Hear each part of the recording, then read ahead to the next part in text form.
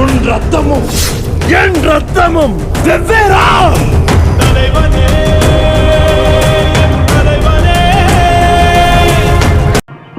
എന്താ കേട്ടാ വിവരമില്ലതും തീർന്നു എന്നാ കേട്ടത്.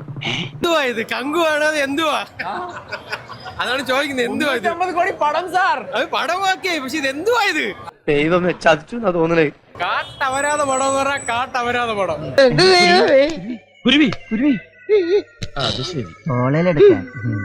ഇതുപോലൊരു മലങ്ങളുടെ ഇടക്കാലത്ത് ഇറങ്ങിയിട്ടില്ല. എന്തൊക്കെ ബഹളമായിരുന്നു. മലപ്പുറം കത്തി, മെഷീൻ ഗണ്ണ്, ബോംബ്, ഒലക്കര മൂട്.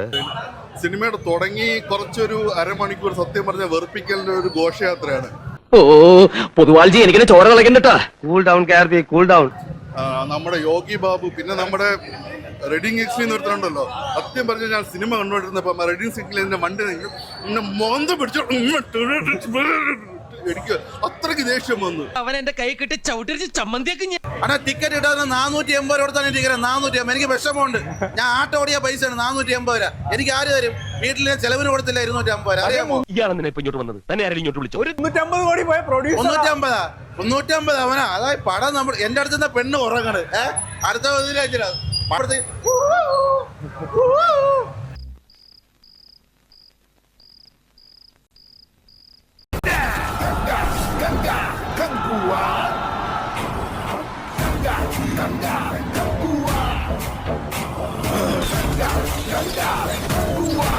ഹലോ, ഞങ്ങളിവിടെ പാപ്പിച്ചായന്റെ വിഷമത്തിൽ പങ്കെടുത്തോണ്ടിരിക്കണേ. കൂപ്പും വിളി ബ്രോ, കൂപ്പും വിളി. എന്റെ 460 വരെ പോയി. A few moments later. കണ്ണു തുറന്ന് നോക്ക്. അന്തരീക്ഷത്തിന്റെ മട്ടും ഭാവവും മാറുന്നത് കാണുന്നില്ലേ? എന്തോ വരാൻ പോകുന്നെന്ന് എന്റെ മനസ്സ് പറയുന്നു.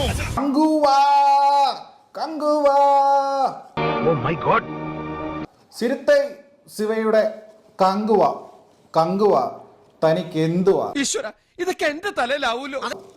ഇതുപോലെ സിനിമ എന്ന് പറഞ്ഞു കഴിഞ്ഞാൽ ഇതിന്റെ എല്ലാ മേഖല, ഇതിന്റെ സ്ക്രിപ്റ്റ് പൊന്നോ, ഇതെന്തോ എഴുതി വെച്ചേക്കുന്നത്. എന്താണ് പടം കണ്ടു കഴിഞ്ഞിട്ട് പോലും എന്താണ് ഉദ്ദേശിച്ചത് നമ്മുടെ സിരുത്തെ ശിവ എന്ന് മനസ്സിലായിട്ടില്ല. അതല്ല ഉദ്ദേശം. ഞാൻ മാറി പിന്നെ ചൂടാണ്ട് AC ഒന്നും ഇല്ല.